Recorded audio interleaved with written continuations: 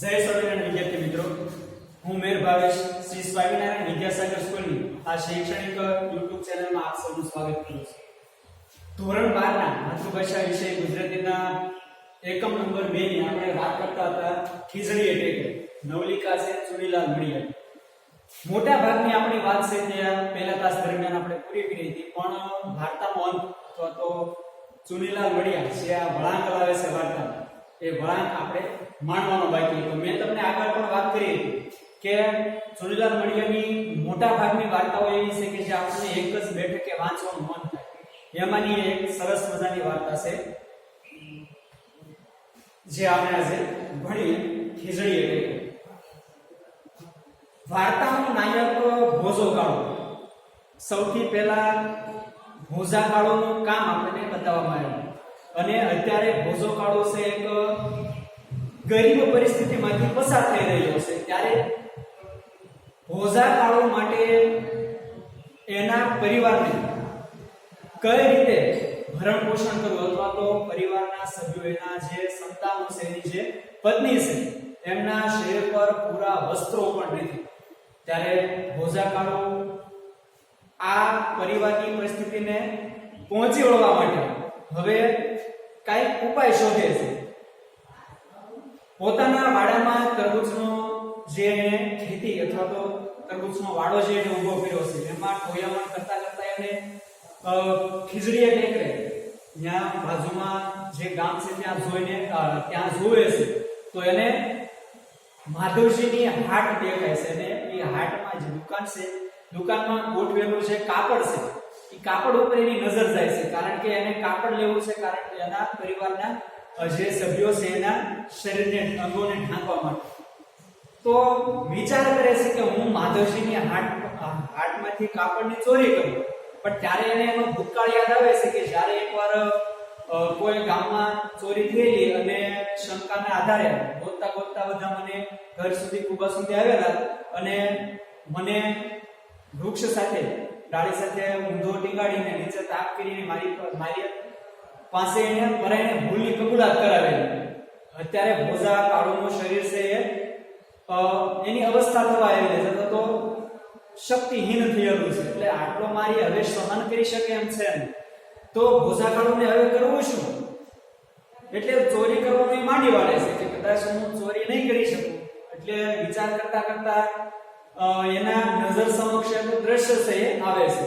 આ બાજુ ગામના જે પોસ્ટ માસ્ટર સાહેબ છે, એમના ઘરે એક દીકરાનો જન્મ થયો. ઉપરા ઉપરી કરીને ઘણી બધી દીકરીઓ પ્રાપ્ત કરે, પણ સંજોગોવશાત નસીબમાં નહીં હોય, એટલે પોસ્ટ માસ્ટર સાહેબના ઘરે જે દીકરાનો જન્મ થયેલો એ મૃત્યુ પામેલો. એના વિશે ઘણી બધી અટકળો ગામના લોકોએ પણ કહેલી કે જન્મ્યો ત્યારે જે મૃત અવસ્થામાં હતો, તો જન્મ્યા પછી મૃત્યુ પામ્યો.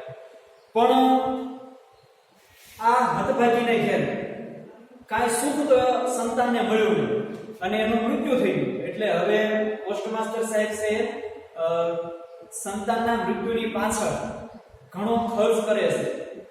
માધવજીની હાટેથી ઊંચામાં ઊંચી કક્ષામાં એમણે કાપડ ખરીદ્યું છે, અને બાળકને ફરતું વીંટાળીને પોતાના સગા સંબંધીઓ સાથે હવે ખીજડીએ ટેકરે. આ ખીજડીઓ ટેકરો શા માટે વખણાતો હતો? કારણ કે ત્યાં મૃત બાળકોને દાંટવા માટેનું જે સ્થાન, મૃત બાળકોને ત્યાં દાંટવામાં આવતા. એટલે સગા સંબંધીઓની સાથે પોસ્ટ માસ્ટર સાહેબ છે ધમણ મીઠાની ગાંસડી લઈને નીકળે છે, અને આ દ્રશ્ય ભોજા કાળોની નજરે પડ્યું. એટલે એને બાળકની ઉપર વીંટાળેલો કાપડ છે એ નજરે પડ્યું. એટલે ભોજા કાળોને એમ થયું કે મારે ચોરી પણ ન કરવી પડે, માર પણ ન ખાવો પડે, અને મને કાપડ મળે છે, એટલે મારી જરૂરિયાત પૂરી થઈ જાય. એના માટે મારે વધારે મહેનત કરવી પડશે ને. એટલે નીચે નક્કી કરે છે કે મારે આ બાળકને જ્યારે ગાડીને અહીંથી જતા રહે ત્યારે હું કબર ખોદીને એમાંથી મારા કાપડ છે કાઢી લેવું છે. એટલે હવે એ સમયની રાહ જોવે છે. ભોજો કાળો વર્ણે શ્યામ છે, કાળો છે, શીશમ વર્ણ, અને રાત્રિનો સમય પસંદ કરે છે, જેથી કરીને એને અંધારામાં કોઈ જોઈ ન શકે. અને એનું કામ છે એમને એવા સમય દરમિયાન કરવાનું છે કે જ્યારે લોકો છે સંપૂર્ણ ઊંઘમાં હોય. એટલે રાતના અંધકારમાં આ કબર ખોદવા માટે નીકળવી પડે છે. હવે ઘરેથી પોતાના સાધનો છે ખેતી માટે વપરાતા કોદાળી ને પાવડો ને એવું લઈને જાય છે અને કબર ખોદવા લાગે છે. ઘણી બધી વાતની એને સાવચેતી રાખવાની છે કે પાનું ભટકાય નહીં પથ્થર સાથે અને અવાજ ન થાય. અને લોકો જાગે પહેલા કબર ખોદીને કાપડ છે મેળવી લે અને બાળકને જેમ હતું એમના ફરીથી પાછું દાટીને ઉપર ધૂળ છે ઢાંકી દે. એટલે કાળો છે કબર ખોદવા લાગ્યો. બાળક એના હાથમાં આવ્યો એટલે એને ઊંચું કરીને લઈ લીધું. પણ અચાનક એને જાણ થયું કે આ બાળક તો સવળી રહ્યું છે. ધીમે ધીમે કરતા કરતા હવે એ બાળક છે એના હાથ પગ હલાવવા લાગ્યો. એટલે ભોજા કાળોને એમ થયું કે આ તો કોઈ ચમત્કાર છે. પણ એને જાણતા વધારે વાર ન લાગી, એના પાસે વિચારવાનો સારો સમય નહોતો. એટલે એને શું કર્યું કે બાળકને લઈને એ સીધો કોઈ ગામ લોકો જાગે એ પહેલા પોતાના કુવા ભેગું કરવા એને નક્કી કર્યું. આ બાજુ પંખીઓનો અવાજ સંભળાવા મળ્યો છે, ગામના લોકોનો કોઈકનો ખોખરાનો અવાજ છે સંભળાવા મળ્યો છે. એટલે ભોજો કાળો ઝડપથી ટેકરો ઉતરી ગયો અને પોતાના કુવામાં પહોંચી ગયો છે. હવે ભોજા કાળોની પત્ની આજે કાપડની વાટે હતી કે આજે ભોજો ગયો છે તો કાપડ લઈને આવશે. એટલે જે સુધી જાગતી હતી, ભોજો જેવો અંદર પ્રવેશ કર્યો એટલે એને જોઈને કાપડની સાથે સાથે એને બાળકને પણ જોયું. એટલે ભોજા કાળોએ કાળોના હાથથી પત્નીએ બાળકને લીધું અને જાણ થઈ કે આ તો જીવતું બાળક છે. આ ખીજડીયા ટેકરા ઉપર ભૂત પ્રેતની ઘણી બધી વાતો જાણી, પણ આ કોઈ ભૂત પ્રેતની ઘટના નહોતી. એટલે આ વાતની જાણ જ્યારે ભોજા કાળોની પત્નીને થઈ એટલે એને વધારે સમય ન લેતા એક માતૃ પ્રેમથી બાળકને ભૈયા સરખું સાંભળી દીધું. એટલે ત્યાં સુધીની આપણે ઘટના છે છેલ્લા તાસ દરમિયાન જોઈ હતી. અને ત્યારબાદની જે ટૂંકો એવો વાર્તાનો અંત છે જે આપણા માટે હવે આગળ શું બનશે એ જે જિજ્ઞાસા વૃત્તિ જન્માવે છે એ જાણવા માટે આપણે આજે ફરીથી એકત્ર થયા છીએ. જોઈએ આજે વાર્તાનો અંત જેમાં ચુનીલાલ વળિયા આપણને શું કહેવા માંગે છે. ભોજો કાળો એકદમ ગરીબ પરિસ્થિતિમાંથી પસાર થયેલો છે. પતિ પત્નીએ ભેરાન ઉજળ જગ્યાઓમાંથી તળ બાવળના કપાસની સાંડીઓ ભેગી કરીને એક ઝૂંપડું બનાવેલું છે, એક કૂપો બનાવેલો છે. અને એમાં એના 4 સંતાનો અને એનો એક ચૂલો રહેશે. આટલી એમને જગ્યા છે તૈયાર કરેલી છે. જોઈએ આપણે હવે આ બાળક જે ભોજા કાળુને મળ્યું છે, આ બાળક ભોજો કાળુ શું કરે છે તો બાળકનું હવે શું થશે જોઈએ આપણે આગળ પેજ નંબર 5 ઉપરથી એક પેરેગ્રાફ નાનકડો છે હું વાંચી લઉં છું. છેલ્લે જેની આપણે વાત કરી હતી. ઓરડો ઓઢનારી આઈની જેમ કુબો ઓઢીને જ પડી રહેતી જીવલી આજે મળનાર ખાપણિયા કાપડની આશામાં જાગતી જ બેઠી. ખાપણિયું એટલે કે મૃત્યુ પામેલા વ્યક્તિના શરીર પર જે કાપડ ઓઢવામાં આવે ને ખાપણ કહેવામાં આવે. તો આ ખાપણની આશામાં આજે જીવલી છે ભોજા કાળુની પત્નીએ જાગતી હતી. અને એક તાપણાના તાપે ટાઢ ઉડાડી રહી હતી. એક તાપણું એને કર્યું હતું. શરીર પર વસ્ત્રો નહોતા, ઠંડીને દૂર કરવા માટે કોઈ સાધન અન્ય નહોતું, એટલા માટે એને તાપણું કરીને ટાઢને ઉડાડી રહી હતી.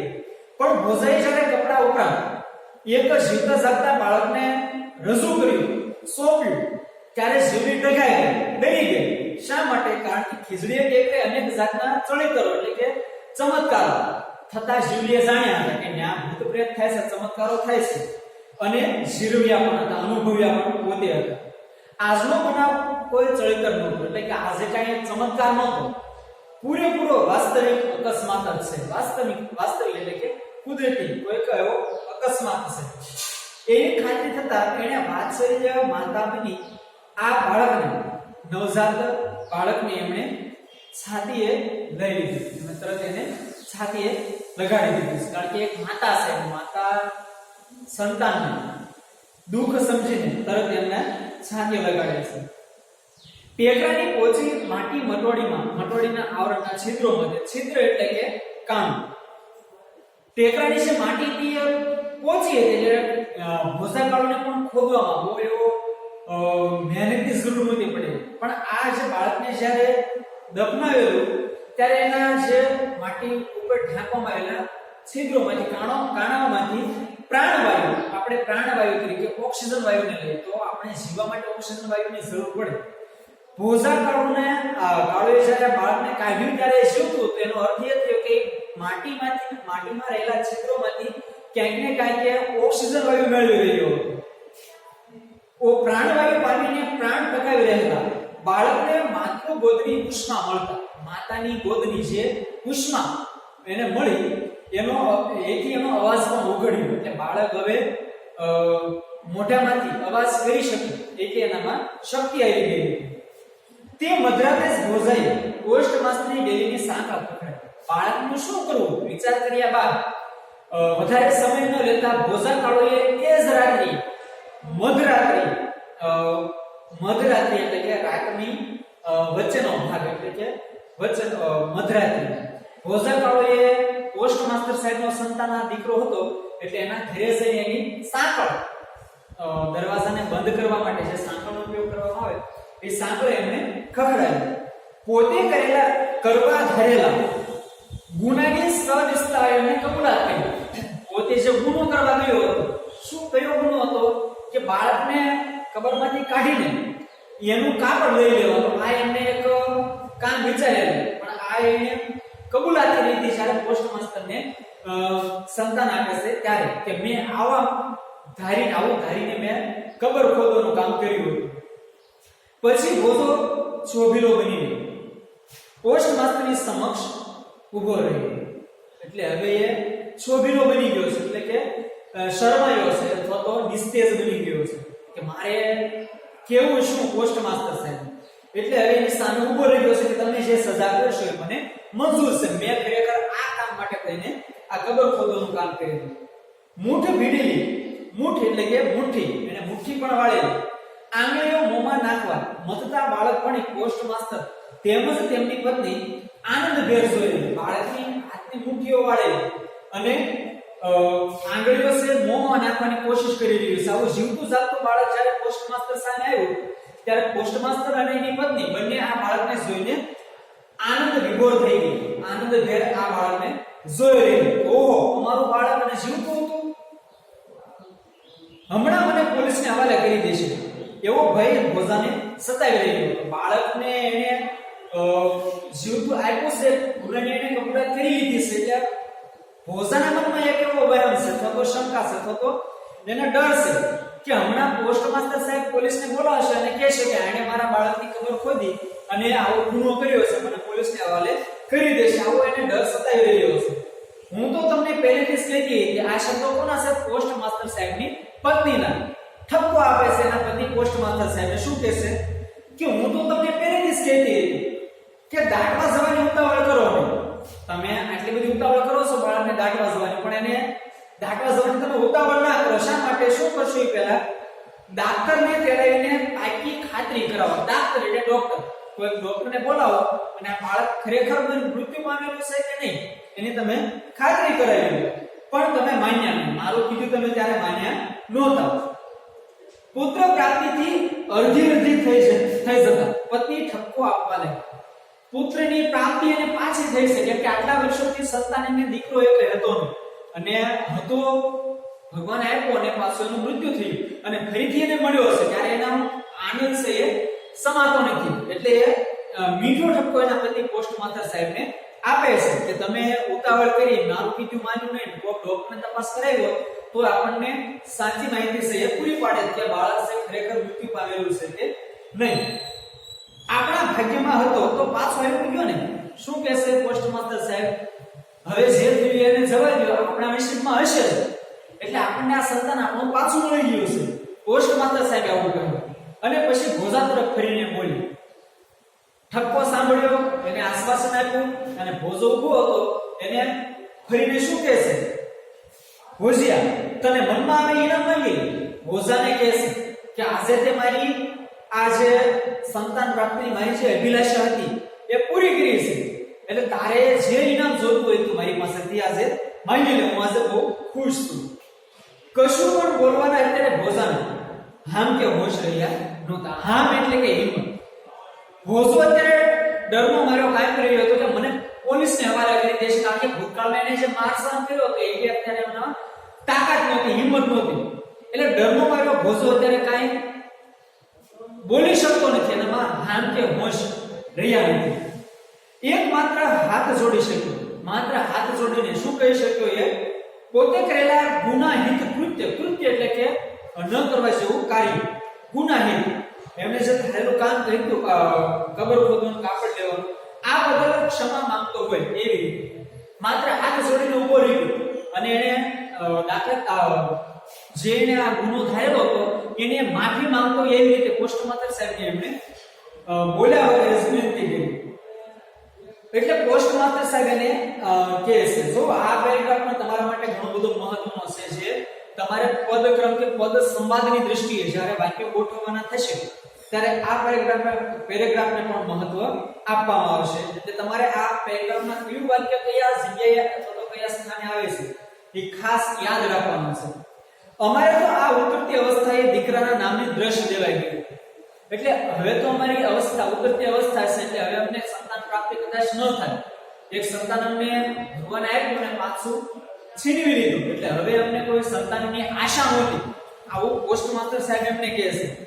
પોસ્ટ માસ્ટરના પત્ની એને કહે છે, પોસ્ટ માસ્ટરના પત્ની આવું એને સમજાવી રહ્યા છે.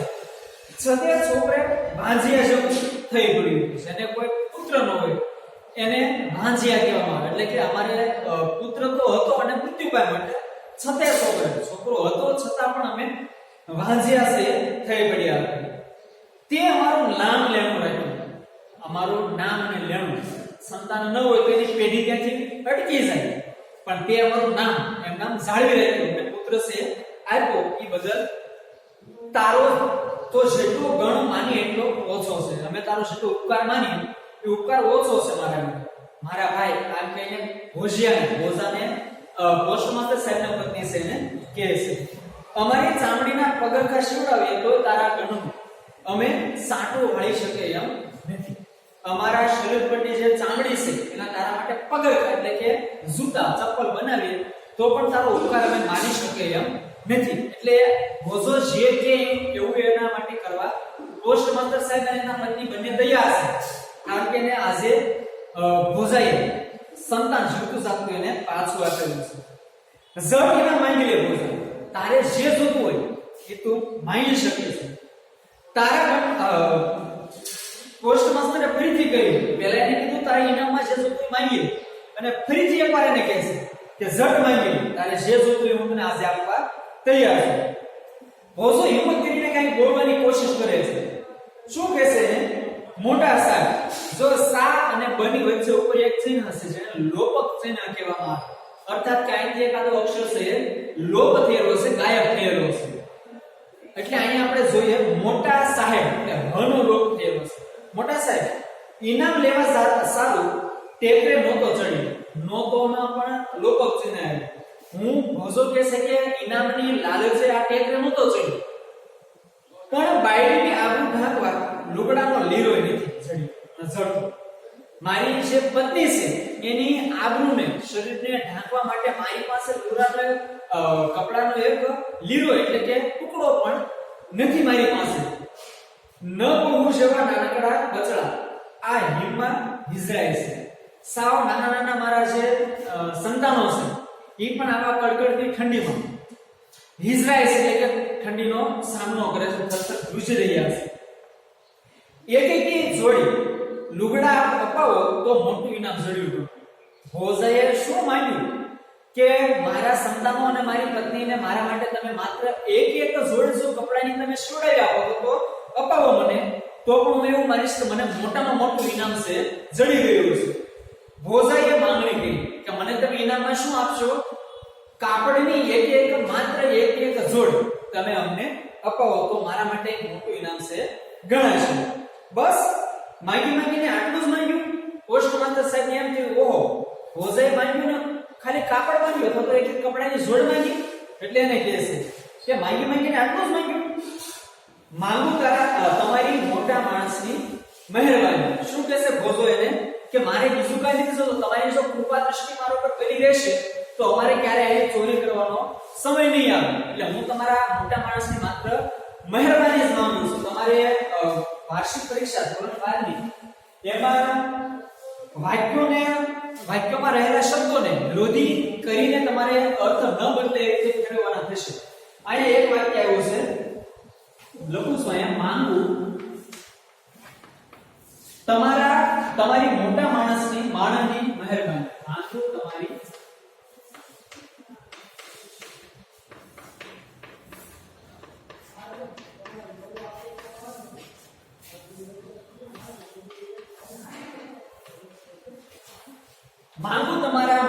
તમારી મોટા માણસની મહેરબાની. મહેરબાની શબ્દની જગ્યાએ વિરોધી કરવાનો છે, તમારે અંડરલાઈન કરેલો હશે. તો તમારે શું કરવાનું, વાક્યનો અર્થ ન બદલાય એટલે આ શબ્દને ફેરવી નાખો. દાખલા તરીકે મહેરબાની છે એનો વિરોધી શબ્દ થાય અવકૃપા. તો તમારે અર્થ બદલ્યા વગર વાક્યને એમ નામ રાખવું છે તો શું કરવાનું, મહેરબાની જગ્યાએ તમારે લખવાનું આગળ શબ્દ ફેરવી નાખવાનો, ન માંગુ તમારી મોટા માણસની અવકૃપા. એટલે એનો અર્થ થયો કે મહેરબાની. अब घड़िया से माधवजी ने हाथ उकड़ाવો. પોસ્ટ માસ્ટર સાહેબે શું કીધું કે હમણાં જ માધવજીની દુકાન ખોલાવો અને પોસ્ટ માસ્ટર ઊભા થતા કહ્યું અને પછી ખભે ઢગલો ભરાવતા બોલી પોતાના વસ્ત્રને ખભા પર ચડાવીને પોસ્ટ માસ્ટર સાહેબને માધવજીની હાટ તરફ જવા માટે રવાના થયા છે. એક શું બબે જોડી લુગડા વેચાઈ એક નહીં, પણ આજે હું બહુ આનંદિત હતો, તો ખુશ છું કે માત્ર એક જોડી કપડા માંગ્યા છે, પણ હું તને આજે 2 જોડી કપડા આપું છું એટલે તારે હવે ચોરી કરવાનો દિવસ આવશે નહીં. તો ચુનીલાલ વણિયાની વાર્તાના અંતમાં પોસ્ટ માસ્ટર સાહેબ દ્વારા ભોજાને અને એના પરિવારને આ વસ્ત્રની પ્રાપ્તિ થાય છે અને એની જે ગરીબી છે એના પતિ એના સંતાનોને જે શરીરને ઢાંકવા માટે વસ્ત્રો જોઈએ છે એની જરૂરિયાતને માધવજીની હાથેથી કાપડ લાવીને પોસ્ટ માસ્ટર સાહેબ પૂરી કરે છે. તો તમારે આ એકમ 2 ના આ ભાગમાં જે આપણે બીજો ભાગ ભણ્યા છે એના પછી તમારે પાકી નોટ તૈયાર કરવાની છે, જેનો મેસેજ તમને હું ગ્રુપમાં મોકલીશ કે કઈ રીતે તમારે પાકી નોટ તૈયાર કરવાની છે. પણ તમે શ્રી સ્વામિનારાયણ વિદ્યાસાગર જે શૈક્ષણિક YouTube ચેનલ છે એને સબસ્ક્રાઇબ કરો અને નવા વિડિયો જોવા માટે બેલ આઇકોન ઉપર દબાવો એટલે તમને નવા વિડિયોની જાણકારી પણ મળતી રહે. જય સ્વામિનારાયણ.